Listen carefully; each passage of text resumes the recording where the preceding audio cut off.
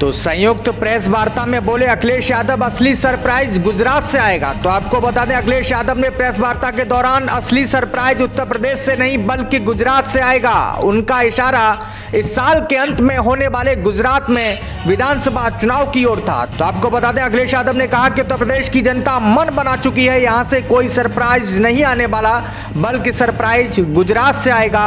UP के बाद वहां चुनाव है। तो गाजियाबाद में सपा रालोद गठबंधन की संयुक्त प्रेस वार्ता के दौरान पूर्व मुख्यमंत्री अखिलेश यादव के तेवर भाजपा पर तल्ख दिखे। उन्होंने कहा कि प्रदेश में भाजपा का राजनीतिक पलायन तय है। रालोद प्रमुख जयंत चौधरी ने प्रदेश के विकास में पश्चिमी यूपी का बड़ा योगदान बताया। तो आपको बता दें कि दोनों नेताओं ने लाल पोटली लेकर अन्न संकल्प लिया।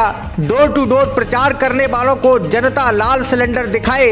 अखिलेश यादव ने किसान आंदोलन पर भाजपा सरकार को घेरते हुए कहा कि कृषि बिल लागू करने और हटाने तक भाजपा किसानों को इसके फायदे हटाने की कोई वजह नहीं बताई गई। तो गाजियाबाद में साइकिल का एक बड़ा कारखाना बंद हुआ।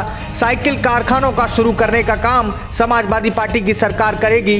साइकिल से हमें विशेष लगाव है। एमएसएमई, रोजगार, बिजली, किसान, महिला सुरक्षा, समाजवादी कैंटीन, समाजवादी किराना स्टोर, समाजवादी थाली, पुरानी पेंशन बहाल करने सहित घोषणा पत्र में शामिल अन्य योजनाओं को उन्होंने समझाया। तो आपको बता दें प्रेस वार्ता के दौरान जयंत चौधरी ने कहा कि प्रदेश में रोजगार मांगा तो युवाओं को लाठी मिली, किसानों को अपमान मिला। गाजीपुर बॉर्डर पर किसानों को अपमानित किया गया। भाजपा से लौनी विधायक किसानों को अपमानित करने पहुंचे।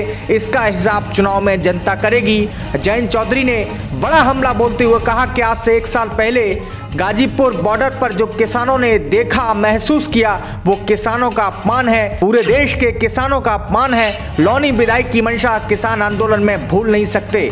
तो आइए अब आपको सुनाते हैं अखिलेश यादव और जयंत चौधरी ने क्या कुछ कहा। शुरू कर सकते हैं प्रेस के साथियों, क्योंकि मैं बातचीत किसान पे कर रहा था और जिस तरीके से किसान अपमानित हुए थे, मैं बधाई देना चाहता हूं सभी किसानों को कि जिनकी हिम्मत की वजह से, जिनकी बहादुरी और साहस की वजह से, जिनकी साहस की वजह से ये पीछे हो जाएं जो लोग आगे आगे हैं। मेरा सबसे निवेदन है और अपील है कि पीछे हो जाएं जो लोग आगे आ गए हैं। ये मुश्किल इस जमाने में ये है कि मोबाइल पाने के बाद सब रिपोर्टर बन गए हैं। जितना ये कैमरे लाइव कर रहे हैं उतने ही ये जिनके हाथ में मोबाइल है वो लाइव करना चाहते हैं। अरे भाई तुम क्यों लाइव कर रहे हो? तुम्हारा कौन देखेगा? तुम्हारा तो केवल तुम्हारे घर वाले, दोस्त, परिचय वाले वही देखेंगे। अगर प्रेस के साथी लाइव करेंगे तो सब लोग देखेंगे। इसलिए जो नए पत्रकार बने हैं, मोबाइल पत्रकार, उनसे हमारा निवेदन है कि थोड़ा पीछे हो जाएं। किसानों के आंदोलन ने भारतीय जनता पार्टी को झुकने के लिए मजबूर कर दिया और अंतोगत्वा भारतीय जनता पार्टी को तीनों काले कानून वापस लेने पड़ गए। जो लोग दावा कर रहे हैं कि किसान खुशहाल हुआ है, वो देखो कैसे अन्नदाता का अपमान किए थे और आज उनके इतने वर्षों की नाकामी के कारण गरीबी बढ़ी है। दुनिया के जितने भी सर्वेक्षण हो रहे हैं या जो आंकड़े आ रहे हैं, हमारा देश गरीब होता चला जा रहा है, गरीबी की संख्या बढ़ रही है। और जिस तरीके से कोरोना आया और आपने देखा कि मजदूर अपने घर पैदल पैदल चले गए। ये सरकार चाहती तो सबको घर पहुंचा सकती थी, लेकिन इस सरकार ने किसानों को मजबूर किया, मजदूरों को मजबूर किया। और आपने देखा इसी शहर से न जाने कितने मजदूर गए होंगे जो घर अपने पहुंच गए। बहुत सारे ऐसे मजदूर थे जो अपने घर नहीं पहुंच पाए, उनकी जान चली गई एक्सीडेंट की वजह से, या हार्ट अटैक हुआ, या गंभीर बीमारी थी जिसके कारण वो घर नहीं पहुंच पाए। 90 से ज्यादा मजदूरों की जान गई उत्तर प्रदेश में, लेकिन भारतीय जनता पार्टी ने एक भी मजदूर की मदद नहीं की थी। अगर किसी ने मदद की थी तो यही समाजवादी पार्टी और आरएलडी के लोगों ने आगे आकर के मदद की और समाजवादी पार्टी ने 90 के 90 मजदूरों को 1-1 लाख रुपया उनके घर पे पहुंचाने का काम किया। हम लोगों ने वो समय भी देखा जहां पर एक गर्भवती महिला नासिक और महाराष्ट्र से चल करके आई थी, उसके बेटी पैदा हुई, 3 घंटे वो इंतजार की और उसके बाद फिर वो पैदल पैदल अपने घर पहुंच गई। कोई सरकार ने मदद नहीं की।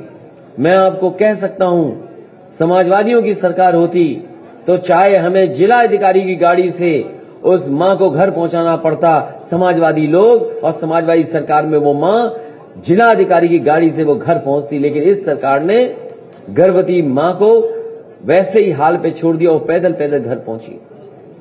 किसान जब आंदोलन पर बैठा, बोर्डर लगा दिए गए, कील लगा दी गई, बॉर्डर सील कर दिया गया। यहीं सर्दी में, गर्मी में, बरसात में इसी बॉर्डर पर बैठे रहे, लेकिन उन्होंने परवाह नहीं की। उन्हें कोई परवाह थी तो 3 काले कानून की परवाह थी कि अगर 3 काले कानून लागू हो गए तो हमारे किसानों की जमीन छीन ली जाएगी, उनको बाजार के भाव पर छोड़ दिया जाएगा। इसलिए किसानों को बधाई देता हूं। आज मुझे खुशी है, जयंत चौधरी जी हम दोनों लोग साथ हैं, किसानों की लड़ाई लड़ रहे हैं।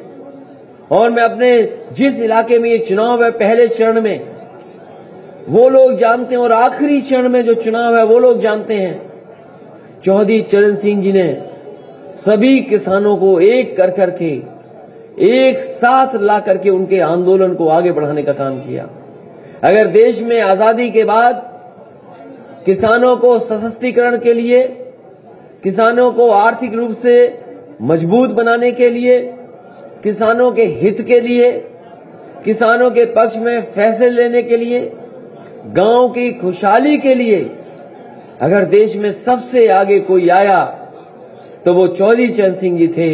उसके बाद उनकी विरासत को आगे बढ़ाने का काम अजीत सिंह जी ने, नेताजी ने और न जाने कितने नेता और कार्यकर्ताओं ने मिलकर के किए हैं। ये चुनाव जहां किसान, गरीब, मजदूर का है, वहीं मैंने पिछले मुजफ्फरनगर में कहा कि जयंत चौधरी जी और यहां पर जितने लोग किसानों की लड़ाई लड़ रहे हैं, उन्हें चौधरी चरण सिंह की विरासत को भी बचाने का और उस विरासत को आगे बढ़ाने का भी ये चुनाव है।